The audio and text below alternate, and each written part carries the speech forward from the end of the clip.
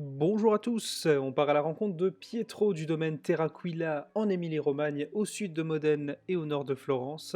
Un domaine qui ne fait quasiment que des vins pétillants en méthode ancestrale. Comme vous le verrez dans la vidéo, nous serons principalement sur une parcelle de Trebbiano, car c'était leur pet nat non dégorgé qui m'avait beaucoup intrigué il y a quelques années. Après la dégustation néanmoins, j'ai décidé de proposer un Lambrusco aux abonnés de la box mensuelle. Pour plusieurs raisons, déjà parce qu'un bon Lambrusco naturel, complexe et dense, ça ne court pas les rues, mais aussi pour des raisons personnelles, effectivement, parce que je viens d'une famille dont le seul vin qui était bu était du Lambrusco sucré. Je vous laisse à la vidéo qui est doublée par mes soins. Vous retrouverez quelques-uns de ces pet nats sur la boutique en ligne Jus de la Vigne. Et si vous voulez me soutenir et ou découvrir de nouveaux vins naturels tous les mois, vous pouvez aller sur jusdelavigne.fr découvrir les box par abonnement. Bonne vidéo!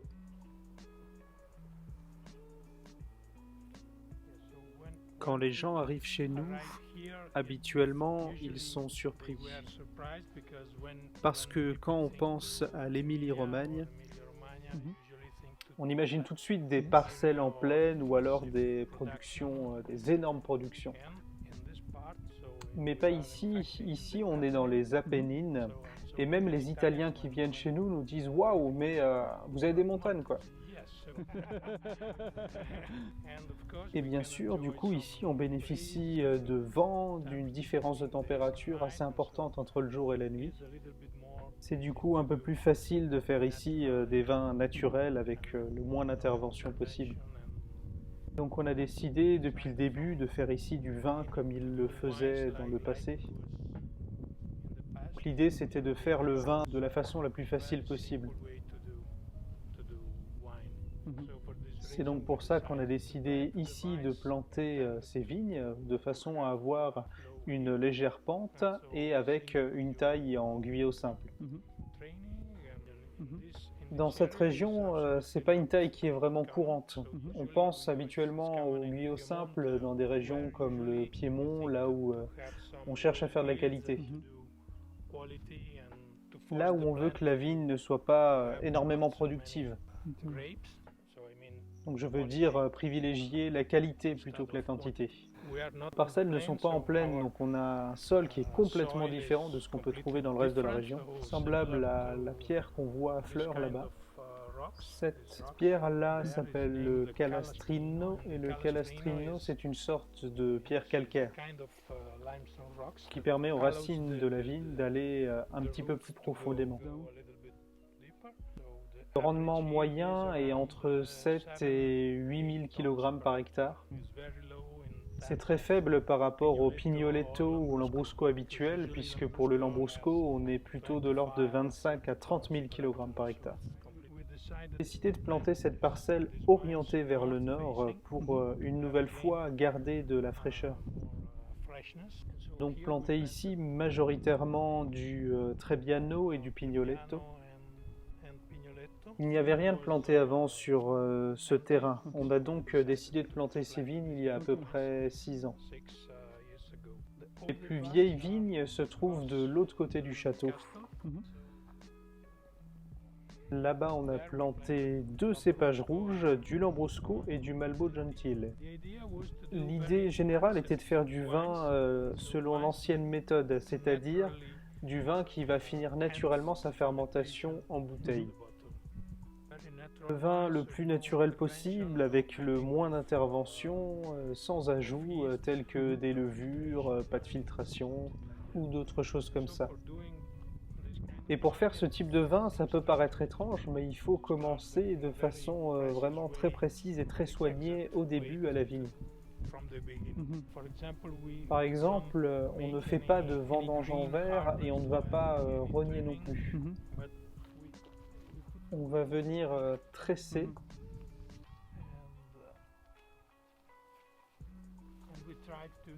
On va essayer de les remettre en place, mais sans les couper. Cela demande bien sûr beaucoup de main-d'œuvre parce que nous avons, comme vous pouvez le voir, on a 7 hectares de vignes. On essaye aussi de faire le moins de traitements possible contre les maladies. Le label bio autorise jusqu'à 6 kg par hectare de cuivre. Et on est généralement plutôt entre 1 et 1,5. Donc on essaye de garder une couverture végétale aussi naturelle que possible.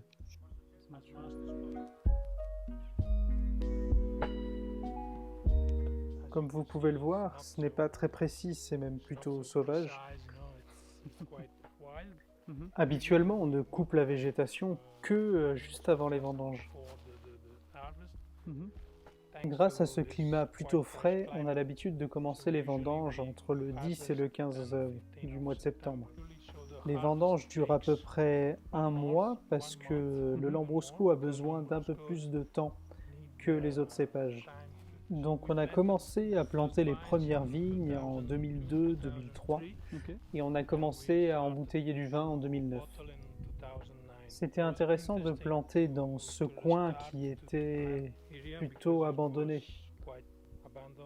D'habitude, les gens préfèrent planter dans la plaine et ça fait des dizaines d'années maintenant qu'on retrouve des lambrusco et des pignoletto qui sont faits de manière industrielle. Mais c'était une bonne idée de planter dans les montagnes à cause du changement climatique et on est plutôt content. On a décidé de ne faire que des vins pétillants parce que c'était la tradition dans la région. Dans la région, habituellement, les vins n'arrivaient pas à finir leur fermentation avant l'hiver. Principalement parce qu'on a un climat un peu plus froid qu'ailleurs et parce que les vendanges se faisaient à la fin d'octobre parfois, voire même en novembre. Et du coup, l'hiver arrive directement. Du coup, les levures indigènes n'arrivaient pas à finir la fermentation pendant l'hiver. Et du coup, c'est au printemps suivant, lorsque les températures vont augmenter, que la fermentation va redémarrer naturellement. C'est la tradition dans le coin et c'est comme ça que tout le monde fait du vin.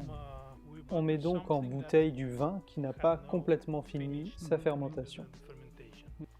Et c'est ça la méthode ancestrale. Ce n'est pas une deuxième fermentation, mais c'est plutôt la seule fermentation qui se termine. Et c'est donc ça la tradition dans cette partie de l'Italie. Quand on a décidé de commencer à faire du vin, c'était ça l'idée principale, c'était de faire du vin comme à l'époque, comme quand on était très petit. On savait que pour faire ça, il nous fallait des raisins mûrs, mais avec suffisamment de fraîcheur, suffisamment d'acidité, parce qu'on ne pouvait rien rajouter. Ça paraît plus simple, mais en fait, ça ne l'est pas. Oui, parce que dans le passé, c'était très difficile de faire le vin avec la même pression ou d'avoir les mêmes résultats à chaque fois. Mais c'était notre idée depuis le début et après 4 à 5 ans maintenant qu'on fait ça, je pense qu'on est maintenant sur la bonne direction. Du coup, c'est vraiment pas facile au début. Parce que pour faire de bons vins comme ça, l'élément principal est le temps. Le vin doit rester au minimum 1 an en bouteille. Et c'est marrant parce que au début, les personnes âgées dans ce coin nous disaient qu'on était fous. Parce que pour eux, dans le coin, c'était impossible de faire mûrir des raisins. Et en fait, c'est complètement l'opposé. Pour nous, c'était positif qu'il n'y ait pas de culture avant ici, parce qu'on a pu préparer le sol complètement comme on voulait. On a eu beaucoup plus de problèmes là où étaient plantées les vieilles vignes de Lambrusco. Parce qu'en fait, ces vieilles vignes n'étaient pas faites pour faire de la qualité. Et finalement, on a été obligé d'arracher ces vieux plants de vignes pour en replanter d'autres. Donc voilà un pressoir pour faire des pressurages vraiment très doux, très lents. Et on peut choisir la durée du pressurage. Et encore une fois, pour faire ce genre de bulle, il faut presser vraiment très doucement. Pour faire des vins très fins, très délicats, très propres, comme on peut avoir avec la méthode traditionnelle par exemple. Et également, même le Lambrusco, donc ce vin qui est très populaire, peut être fait selon cette méthode. Mais forcément, ça prend beaucoup plus de temps et ça coûte plus d'argent si on veut faire quelque chose de différent.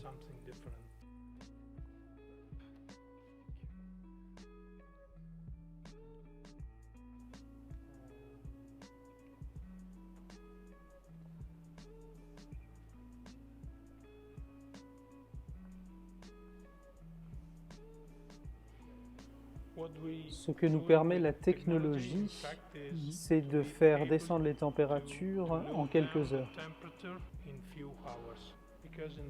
Parce que comme ça, quand on décide que le vin a exactement la bonne densité, on peut stopper la fermentation en faisant chuter la température à 4 ou 5 degrés. Donc le vin reste dans ses cuves en inox jusqu'au mois de mars ou d'avril de l'année suivante. L'élément clé est de trouver le moment exact pour faire baisser la température. Néanmoins, pour nos meilleurs vins, on a décidé de les mettre en bouteille directement en septembre, à la fin de septembre ou au début d'octobre. Donc directement pendant la première fermentation, parce que dans ce cas-là, on a trouvé que ça donnait des vins plus riches et avec une plus grande complexité. A contrario, les vins que l'on va laisser sur leur lit, donc qui seront non dégorgés, auront besoin de rester en cuve jusqu'au prochain printemps. Si vous ne filtrez pas les vins, vous pouvez vous permettre de ne pas ajouter beaucoup de soufre. On en ajoute généralement un petit peu au moment du dégorgement. Mais dans tous les cas, on est inférieur à 30 mg par litre de soufre en total, ce qui est vraiment très faible. Nous faisons certains vins col fondo, donc sur lit, non dégorgés, comme ça se faisait à l'époque, dans le temps. Et pour d'autres vins, on ira les dégorger. Au début, on ne faisait que des vins col fondo, donc de la méthode la plus traditionnelle possible. Mais c'était très dur de commercialiser ces vins il y a quelques années. Les vins ne sont pas lapides. Mais maintenant, c'est complètement l'opposé. L'idée, encore une fois, c'est de travailler de la façon la plus simple possible. Donc, le vin arrive d'au-dessus et va venir en dessous par gravité. On n'utilise aucune pompe. Depuis le début, on a décidé d'être complètement autosuffisant parce que si on contrôle chaque étape, ça nous permet d'être le plus précis possible.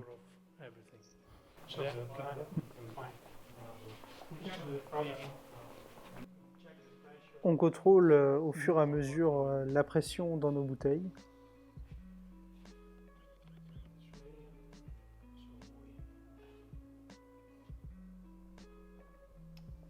De cette façon, ça nous permet de vérifier si nos calculs étaient exacts.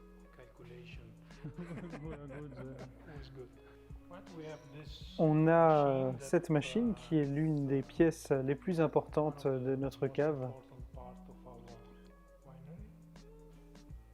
Ça nous sert à ouvrir la bouteille et à dégorger à la volée. Donc on va mettre la bouteille dans cette position, ça va venir faire tomber la capsule et remonter directement la bouteille. Pas de glace parce qu'on n'a pas assez de pression. Habituellement on fait des vins frizzante et pas spumante, donc la pression est un petit peu plus faible. Entre 2,5 et 3 bars. Il y a une vidéo sur YouTube. Mettiamo le bottiglie sulla macchina e spingiamo sta. Encore une fois, on a cette machine parce que c'était très difficile au début de vendre des vins non dégorgés.